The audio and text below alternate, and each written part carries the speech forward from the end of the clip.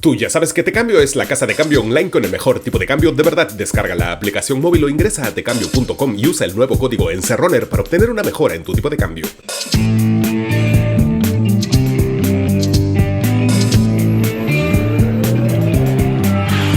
Hola, soy Marcos Cifuentes, bienvenidos a La Encerrona, tu mini noticiero en pandemia. Hoy es martes 30 de noviembre de 2021 y cada vez parece más claro que no vamos a tener unas fiestas tranquilas y buena parte de la culpa va a ser de Pedro Castillo. Ayer el presidente utilizó la excusa que ayer les adelantamos que iba a usar, que sus reuniones en Breña eran de carácter privado. Y ya, no dijo nada más. No especificó, no aclaró qué tipo de reuniones privadas son, por qué se dieron estas reuniones privadas, por qué no fueron en su casa. Vamos a analizar el mensaje de ayer, que fue súper breve, punto por punto. A ver, lo primero que dijo el presidente es que hay una minoría que no acepta el resultado electoral y que han buscado atentar contra la voluntad popular, que su objetivo es vacar al presidente. Y sí, ok, quizás esto es lo único indiscutible que dijo el presidente ayer, pero todo lo demás es bien discutible. ¿Qué más dijo? En su afán por decir que las reuniones ampalladas en la casa de Breña eran privadas, dijo: las reuniones oficiales únicamente se realizan en Palacio de Gobierno. Y ya. Pero esto había sido desmentido en la mañana por el propio ministro Carrasco. El ministro de Defensa fue uno de los captados entrando a la casa de Breña. Y por la mañana le había dicho a Nicolás Lucar en Exitosa que esas reuniones en Breña eran oficiales. Eran tan oficiales que incluso había ido con escolta. Pudieron develar incluso cuestiones muy reservadas que conciernen al sector defensa y eso definitivamente hay que tener cuidado, ¿no? Bueno, yo he acudido solo, he acudido con mi escolta oficial, o sea, no hay nada de que esconder. Entonces es mentira que las reuniones oficiales se realicen solo en Palacio, como dijo Castillo. Y esto ha sido desmentido por su propio ministro. ¿Qué otra cosa no fue exacta en el mensaje de anoche? El presidente dijo: en mi domicilio solo he recibido visitas de carácter personal. Ok, ya, como les dijimos hace un ratito, resulta que esa casa del Jirón Zarratea en Breña no es el domicilio del presidente. El presidente, y se ve en el mismo reportaje de Cuarto Poder, no vive en esa casa de Breña, no se queda a dormir allí. Su familia, por ejemplo, no está allí. Su familia, y esto lo sabe la mitad de Chorrillos, no vive en Breña. Nunca ha vivido en Breña, vive en la urbanización Los Cedros. Y eso por lo menos desde el 28 de julio. Aquí tienen unas fotos tomadas el 28 de julio, cuando Castillo todavía despachaba en Breña, supuestamente, pues la familia salió a la juramentación públicamente desde esta casa en el Jirón Tortugas, en Los Cedros. Un jirón que tiene como corresponde vigilancia de seguridad del Estado, y eso lo han corroborado otros reportajes posteriores. En cambio, el Jirón Zarratea en Breña, como se vio en Panorama hace un mes, el Jirón Zarratea ya está abandonado, no hay ningún tipo de seguridad que corresponda a la seguridad que merece el domicilio presidencial, pero no hay presencia policial, ya no hay nada. Nos devuelve por este pasaje, que ahora luce así, vacío. Y llegamos a esta propiedad, que incluso tenía seguridad privada y aquí el mandatario se podía reunir. O no hay nada hasta que se aparece el presidente con su gorrita, ya no con su sombrerito, a reunirse con gente. Y sí, pues por supuesto que otros presidentes han hecho esto antes, ¿no? Por supuesto, el ejemplo, ¿no? Alan sí, se volvió más o menos el guía turístico de Barata, andaban de arriba a abajo, le hacía feo ya. Sí, claro, pero ¿cómo terminó Alan? Los pecados de unos no hacen santos a los demás. En el mensaje de ayer aparecieron detrás de Castillo todos los ministros en un ritual que, pues en vez de demostrar unidad ante los desafíos como solía representar, pues este ritual de los ministros atrás, después de tantos dramas, ha terminado resignificándose y ahora más bien termina siendo más bien sinónimo de un gobierno acorralado. Quizás lo peor fue cuando Castillo terminó, el gabinete se puso a aplaudir, una cosa que yo no he visto antes. Parece que el señor Castillo, si no siente que está en un mitin, se desarma y por eso lo aplauden. Por la mañana, algunos ministros, como Hernando Ceballos o Anaí Durán, habían salido a contorsionarse, ¿no? A justificar estos encuentros, ¿no? Que el terremoto, que estos son reuniones privadas. A ver, si estas reuniones eran privadas, como ha insistido el presidente, ¿por qué no se han llevado a cabo en su casa? ¿Por qué en un lugar que no es su domicilio? Exactamente por qué gente vinculada a empresas que contratan con el Estado resulta que de pronto son sus amigos súper cercanos para reunirse así a solas. Porque, insisto, se están reuniendo en una casa que no es la casa donde vive su familia y se están reuniendo de noche, caleta, en una casa que, por cierto, pertenece a otro contratista con el Estado. En el caso más ingenuo, ¿no?, de que alguna de estas reuniones, alguna de ellas hayan sido realmente privadas, pues anoche Castillo perdió su última oportunidad de explicarlas satisfactoriamente. Bueno, lo más probable es que no exista una explicación satisfactoria para todo esto. Una mención curiosa en el mensaje es que Castillo dijo que en los últimos días habían pretendido vincularlo con políticos desprestigiados y corruptos de antaño. ¿A quién se estaba refiriendo exactamente? Pues justo unas horas antes, quien parecía ser su aliado de estos días, César Acuña, para sorpresa de nadie, le clavó un puñal. APP será inflexible en la aplicación de la Constitución si se demuestran actos de corrupción en el gobierno. Así lo hemos hecho siempre, y efectivamente así lo hicieron en las 2 vacancias anteriores, cuando también apuñalaron a presidentes a los que antes les habían prometido respaldarlos. Este es pues casi un anuncio del fin de Castillo, con la bancada de Acuña votando a favor de discutir la moción, que es el segundo paso para llegar a la vacancia. Pues ya llegan fácil a los 52 votos que necesitan en este segundo paso. Ya para el tercer paso, que es el paso final, que es vacar efectivamente a Castillo, necesitan 87 votos. Y después de este mensaje presidencial casi incriminatorio, pues tampoco parece que vayan a faltar. Fíjense en quienes se manifestaron en Twitter enojados con este mensaje de Castillo, congresistas que hasta ayer estaban en contra de la vacancia. Por ejemplo, José Gerí, de Somos Perú, con caritas de qué desastre. Luis Aragón, de Acción Popular, gritándole a Castillo que sea hombre. Carlos Anderson, de la bancada Telesub, ya directamente anunciando su voto a favor de la moción de vacancia. Susel Paredes, del Partido Morado, diciendo que está muy molesta con este mensaje. Insisto, todos estos son congresistas que pertenecen a bloques que hasta ayer mostraban una oposición férrea a la vacancia. El gobierno de Castillo, por supuesto que está bajo ataque, por supuesto que hay una maquinaria con mucho dinero, con mucho poder, con muchos intereses destinada a sacarlo del cargo. Sí, por supuesto. Pero el principal defensor de la institucionalidad, el principal defensor de la presidencia, tendría que ser el propio presidente Castillo. Pero cada día que pasa, en realidad parece ser él el más interesado en que lo saquen de Palacio y en poder regresar a la vida en la que podía reunirse a solas con quien le daba la gana. Y quizás ese sea su regalo de Navidad. Ya volvemos con más aquí en La Encerrona.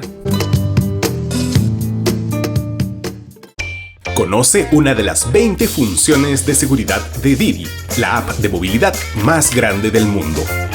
Realizamos una validación estricta del perfil de todos los conductores, revisando más de 6 documentos. Didi, tu seguridad no es un mito.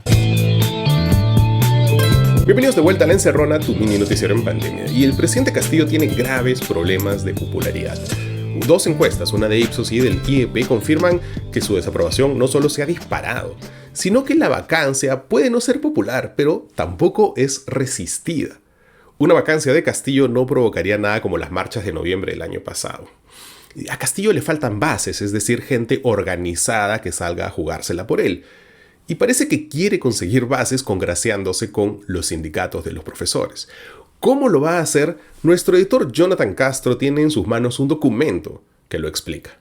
Una fuente del Ministerio de Educación nos ha entregado este informe elaborado por 5 direcciones generales en el que se sustenta un gasto de último minuto de 148 millones de soles. Son 148 millones de soles del presupuesto del Minedu que no se van a destinar a preparar el retorno presencial a clases o mejorar la infraestructura de las aulas, sino que serán destinadas a un nuevo bono. Sí, dinero de educación convertido en un bono para casi 500.000 de trabajadores de la educación.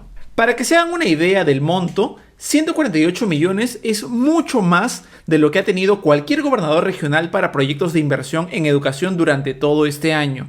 Es lo mismo que se va a destinar a la compra de kits de mascarillas y protectores faciales para el sector en el 2022. De hecho, hace poco se presentó otra iniciativa en el Ministerio de Educación para destinar 90 millones para la contratación de personal de limpieza y personal administrativo para garantizar el cierre de brechas en algunos colegios con bastantes alumnos. Pero ese monto aún no se ha aprobado. Esta vez lo que se ha aprobado es destinar mucho más, casi un 150% de ese monto, para entregar una bonificación cash. ¿De dónde saldrá el presupuesto? De la reserva de contingencia, que es un presupuesto que tiene el ministerio del que se puede disponer en casos de emergencia. Estos 148 millones no están incluidos en la ley de presupuesto del 2022 que se acaba de aprobar ahora en el Congreso, sino salen del presupuesto público de este año. ¿Pero tiene sentido utilizar ese dinero en un bono ahora mismo? Las fuentes con las que hemos hablado dicen que no hay ningún antecedente de algo parecido. Muchos profesores se niegan a volver a las aulas porque hay carencias en la infraestructura educativa. En el presupuesto del próximo año se ha previsto destinar una partida importante para reparar eso. Pero como bien ha dicho el ministro de Economía, Pedro Franque, el domingo en la noche, va a ser imposible cerrar las brechas de agua potable y otras carencias antes del inicio de clases en marzo. Las fuentes que nos entregaron esto están preocupadas por las prioridades de gasto en el Ministerio de Educación. Y revisando el documento, pues parece que tiene razón, pues esto se ve más como una jugada política antes que como una medida técnica o incluso como un alivio económico efectivo para los profesores. En el papel, la justificación que se señala es la promoción del retorno a la educación presencial, pero eso es lo que dice en el papel. Pero al final el monto total será de 300 soles por trabajador de la educación. En las 20 páginas que tiene el documento se asegura que ese bono de 300 soles, y leo, permitiría atender a aquellas necesidades que tiene el personal educativo, tales como cambio temporal o definitivo de domicilio, necesidad de ocupación adicional, mejor conectividad, mayor acceso a servicios de salud, entre otros generados a consecuencia de la pandemia. Pero eso solamente dice en un punto. No hay mayor justificación técnica de cómo garantizar el retorno de ese monto. En todo el informe no se sustenta cómo esos 300 soles de alguna manera aseguran que los docentes puedan volver a clases. No hay ningún dato sobre la cantidad de docentes que tendrán que mudarse, sobre el costo de conectividad de internet en cada región, nada de eso. Y la justificación realmente se cae cuando uno revisa a quién va dirigido el bono. Por principio, el Ministerio de Economía autoriza solamente bonos focalizados para en algunos grupos de la población, pero acá no se ha focalizado en los docentes que tienen mayores inconvenientes para volver a las clases presenciales. No, aquí lo que se ha hecho es se ha incluido a todo el sector de educación, trabajadores de las instituciones educativas y programas educativos de educación básica, técnico productivo, superior pedagógica, tecnológica y artística, profesionales de la salud, personal administrativo y hasta personal CAS. Además, tengamos en cuenta el momento en el que sucede esto. ¿Por qué se entrega un bono de retorno a clases a fines de este año? La gran mayoría de los profesores va a volver a las aulas recién el próximo año. Aquí lo que se pretende es usar un fondo que salga de una partida de este año sin que se haya transparentado en la reciente discusión que hubo sobre la ley de presupuesto del 2022. Son 148 millones de soles y a esto se le debe sumar los gastos que se puedan generar para la distribución de esta partida. El mismo informe lo indica así, ¿no? Solamente que acá no han calculado cuál es el monto. Volvemos al mismo punto, esto no es algo técnico. Si se quiere reconocer a los docentes por su trabajo durante la pandemia, como también se señala en el informe, perfecto, que se justifique así. Pero eso no es lo que dice el documento. ¿Por qué está haciendo esto el Ministerio de Educación? El SUTEP y el FENATE han estado presionando al ministro Carlos Gallardo para que se incremente el presupuesto y se pague la deuda social. Han hecho protestas, han intentado negociar directamente con él, ¿no? A la vez, hay mucho malestar en el gremio docente por todo lo que se produjo a raíz de la filtración de la evaluación de ingreso a la carrera docente. Así que este bono más parece ser una forma de apaciguar las aguas en el agitado magisterio antes que realmente ser un bono que permita el retorno presencial a las clases. Muchas gracias, Jonathan, y ahora sí, ya volvemos con los titulares de hoy aquí en La Encerrona. La Encerrona llega gracias a Susi, el sistema de facturación electrónica preferido por los emprendedores. Con Susi emite facturas, boletas y guías de revisión electrónicas con soporte y actualizaciones de SUNAT gratuitas. Obtén 2 meses gratis con el código La Encerrona, todo junto.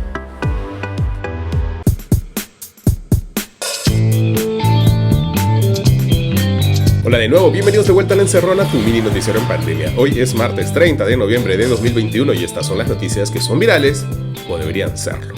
Y ayer en su mensaje desastroso, el presidente aprovechó para hacer algo bueno, que es declarar en estado de emergencia las regiones de Amazonas, Cajamarca, Loreto y San Martín. Por la tarde, el presidente estuvo visitando las zonas afectadas, lo que está bien, es lo que corresponde. Por cierto, ayer se confirmó que el terremoto tuvo una víctima mortal. El director regional de salud de Amazonas, Elías Bojorquez, indicó en RPP que un niño de 3 años de una comunidad nativa de Condorcanqui murió aplastado por maderas como consecuencia del movimiento telúrico. Esto fue casi de inmediato, ha sido en la zona del epicentro, que ha sido Condorcanqui, donde queda Santa María de Nieva. Fue casi en el mismo instante del sismo, pero claro, con el aislamiento que sufre toda esa zona del Perú, aislamiento del que ya hablamos ayer, pues recién nos hemos enterado 24 horas después. El funcionario expresó por otra parte que 26 centros de salud resultaron afectados y de ellos 12 han quedado totalmente inoperativos, que por cierto, estos centros de salud ya son totalmente precarios y pocas veces funcionales, como también vimos ayer. El gobernador regional de Amazonas, Óscar Altamirano, se aquejó ayer de la poca capacidad de respuesta del gobierno central, pero como ha señalado la economista Mónica Muñoz de la Red de Estudios para el Desarrollo, su región, Amazonas, era hasta ayer la región con el gobierno con menor ejecución en la categoría de reducción de riesgo de desastres, con solo 32% de ejecución presupuestal. El gobernador no tiene mucho derecho a quejarse, ¿verdad? Una ineficiencia literalmente desastrosa. Y ha salido un estudio realmente alarmante. Leo en el diario El Comercio. Un estudio realizado por el Consorcio de las Universidades, que es la Católica, la Pacífico, la de Lima, con participación de 7.712 estudiantes, pone en números el impacto psicológico del encierro obligatorio y la limitación de espacios para socializar en los universitarios.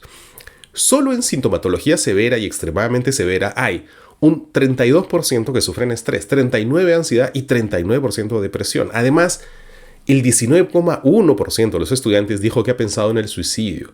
El 6,3% ha planeado ya con detenimiento quitarse la vida y un 7,9% lo intentó efectivamente. Y ojo que estamos hablando de un estudio solo en un puñado de universidades privadas. Janet Lazo, jefa del Centro de Salud Mental Comunitario de San Marcos, explica que la pandemia allí ha incrementado en un 25% los diagnósticos de trastornos ansiosos depresivos. O sea, eso es un 25% sobre el que ya existía. Mónica Casareto, doctora de Psicología de la Católica y una de las autoras del estudio, explica que si bien toda la población ha tenido distintos niveles de afectación a su salud mental por la pandemia, los estudiantes ya enfrentaban retos adicionales de estrés y ansiedad. Las universidades generan altos montos de estrés académico. La mayoría de estudiantes son adolescentes tardíos o adultos emergentes en pleno desarrollo en el que las relaciones interpersonales con los pares son fundamentales, dijo la doctora Casareto. Si tienen hijos universitarios en casa, presten mucha atención. Hay muchas opciones de ayuda psicológicas gratuitas. En este programa siempre las mencionamos. No dejen que esto pase por agua tibia, por favor. Y a la última tenemos un potencial problema de salud comunitaria, que es la nueva película de Spider-Man. Y no es broma esto. Anteanoche, en la madrugada, colapsaron todas las webs de los cines y ayer se vieron largas colas con aglomeraciones porque los fanáticos quieren ver en el cine en estreno esta película. ¿Por qué en estreno? Porque nadie quiere spoilers, nadie quiere que les arruinen una película que ha generado una expectativa muy pocas veces vista antes, una expectativa que se remonta a películas estrenadas hace 20 años. O sea, hay una acumulación de 20 años de películas que podrían derivar en esta y nadie quiere que les cuenten el final. ¿Por qué esto es importante? Y lo ha destacado el periodista de ciencia Bruno Ortiz. Estamos hablando de cines desbordados, estamos hablando de cines que tienen salas de no vacunados como en Cineplanet. Y sí, claro, desde el 15 de diciembre, justo cuando se estrena la película, pues sí, solo van a poder ingresar a espacios públicos quienes tengan su esquema de vacunación completo. Pero, gracias a Salud con Lupa, sabemos que ya se está buscando cómo sacarle la vuelta al asunto. Leo el informe de Rocío Romero de esta web. En el centro de Lima se comercializan carnets de vacunación falsos para aquellas personas que no quieren inmunizarse y necesitan los documentos para trabajar o ingresar en las próximas semanas a lugares cerrados. Es más, Salud con Lupa se fue a Azángaro y se sacó un carnet de vacunación falso. Ayer la policía capturó a una banda que falsificaba certificados de vacunación en Villa El Salvador. Ojo, no en Azángaro, como descubrieron los periodistas. La policía destacó que este delito lo cometían dentro de una tienda donde se sacaban supuestamente fotocopias. Fueron 4 extranjeros los detenidos. Pero ojo que, según el informe, también se ofrecen carnets digitales falsos, no solo fotocopias. Y en algunos casos se ofrecen carnets extranjeros de vacunación extranjera en grupos de Telegram de antivacunas. Y todo esto con la variante Omicron, la variante 500 veces más contagiosa, ya detectada en Canadá, en España, en Inglaterra, en Australia, Portugal, Alemania. O sea, básicamente ya está rampante por toda Europa. Y los vuelos desde Europa siguen llegando muy contentos al Perú. ¿Cuál es la respuesta del gobierno ante toda esta confluencia de situaciones? Spider-Man, los carnets falsos, Omicron. Esto empieza a parecerse ya en noviembre del año pasado, ¿no? Con una vacancia encima, con una ola de contagios que empieza a despegar. Cuídense, ¿no? Ha sido un programa distinto el de hoy, pero necesario. Diciembre promete ser un mes duro. Y el 2022 en general promete no ser mejor, pero cerremos este programa bien, cerremos con música porque hoy es martes musical. Y la recomendación de esta semana es el último álbum de Tony Zúcar, Live in Perú. Un álbum que reúne 19 canciones grabadas 100% en vivo en el Gran Teatro Nacional. Son covers y también canciones de su proyecto Unity, el tributo a Michael Jackson, que ha sido nominado hace unos días al Grammy en inglés en la categoría, ojo, de Mejor Álbum Tropical. Ya en el 2019 Tony Zúcar ganó 2 Grammy latinos, pero el Grammy gringo ya es otra cosa, ¿no? Son ligas mayores. Su versión de Billie Jean, de la canción de Michael Jackson, es una delicia de salsa. Además tiene canciones con Daniela Darcourt, Grupo 5, Jan Rodríguez. Es el único peruano nominado a este galardón en el que compite con artistas como Rubén Blades. Ya saben, pueden buscar Tony Zúcar Live in Perú en YouTube, en Spotify o en su plataforma favorita. Eso es todo por hoy. Soy Marcos Cifuentes y esto fue La Encerrona, el único noticiero que te manda un abrazo. Chao, hasta mañana.